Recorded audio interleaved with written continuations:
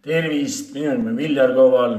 Ma sooviks täna teiega rääkida natuke sellest, et kui te kahtlustate, et teie kaasa ei mängi kõige ausamate reeglite järgi või petab teid, mis on muidugi väga vähe tõenäoline, ma olen kindel, et ta armastab teid lõputult. Aga lihtsalt, kui teil on selline kahtlus, siis mõned asjad lihtsalt toon välja, et mida te saaksite tähele panna. Esiteks, ta ei jäta oma telefoni mitte kunagi lohakile kodus siis ja on pidevalt hääletu peal. See on üks asi, mida sa saad tähele panna. Teine asi, rutiinis toimub muutus. Kui ta muidu tuli iga päev kella 5 näiteks töölt ja nüüd hakkab hiljem tulema 2 tundi hiljem. Et siis see on üks asi, mis võib tõstatada küsimusi. Ilma nagu mõjuva põhjuseta, siis ma mõtlen, nagu toimub rutiinis muutus. Sõbra või sõbranna juures tulles esimese asjana ilma tšau ütlemata kohe duši alla või vanni või mis iganes.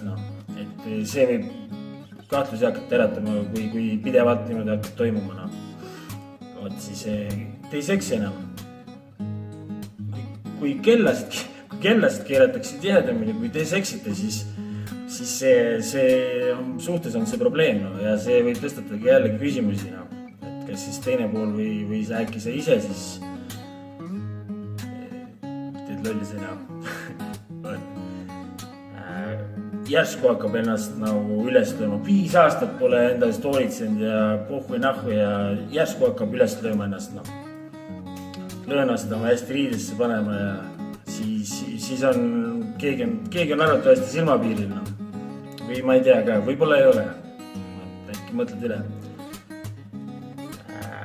Pidev tülitsemine. Tülidega on üldse see, et ta lõhub, ta jätab teid võõraks. Iga tüli, mida te maha peate, viib teid üksteisest eemale. Päriselt, kui te on mingi sõjak või hull tülina. Et kui te pidevalt need tülid on, siis kas sina või tema ise läheb otsib kuskilt mujalt lohutust, kes teda lohutaks. Ära hakka tülitsema. Pole mõtet. Hoiame üksteist ja armastame üksteist ja ei ole mõtet tülidel. Räägime asju, lahendame normaalselt. Ma püüan ise ka seda sama teha endiselt. Ühesõnaga, kui te arvate, et teil oli sellest videost kasu või kellegi teisel võiks olla, palun jaga seda. Koos muudame maailma paremaks, aitäh!